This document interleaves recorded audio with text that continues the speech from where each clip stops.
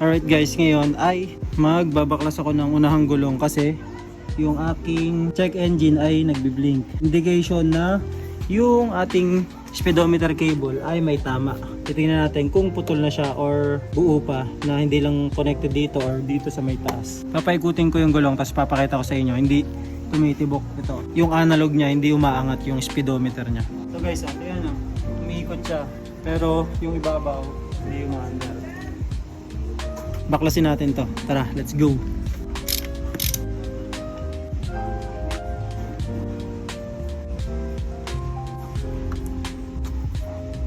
Nabaklas na natin yung gulong guys, and isa to sa i-check natin kung sumasabay pa siya sa ikot ng ating mags. Kung tumutungkod ba siya dito, kasi ito yung nagpapaikot ng speedometer cable natin eh. Pag tumama tong pin na to dito sa pagitan doon, may gatlak doon eh, ayun, may plastic doon, kabilaan yan.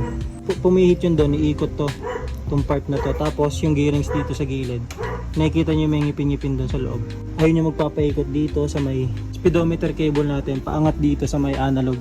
May mga ngipin-ngipin din doon. Tapos ayun yung mag-i-indicate ng speed dito. Check natin ngayon guys kung putol ba yung speedometer cable. Baklasin din natin to. Gamit yung plies guys is, tanggalin nyo lang to. Ayan.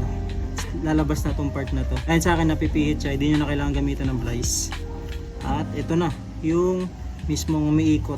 Ngayon, check natin, pagka hinugot natin to guys at may putol, ibig sabihin ito yung may tama. Pero pag wala, possible, hindi ito yung may tama. So far guys, ganun na siya kahaba. At tingin ko wala siyang putol. Ayan, buo siya. So ibabalik lang ulit natin to. Tapos i-check up natin yung iba. Ito kung tumatama ba siya, kung umiikot kapag nakadikit na yung mags natin.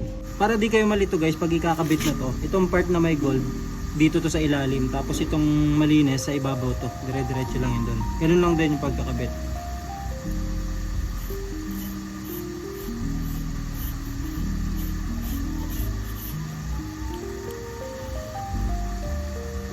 Ngayon guys, ipapakita ko sa inyo na kapag pinaikot natin to, is iikot tong analog speedometer natin. Ayan siya. Ibig sabihin, walang problema yung connection niya. Ang tanong lang dito, kung napapaikot ba ng mags itong part na ito na merong ganun. Hindi ko alam yung tawag, pasensya na.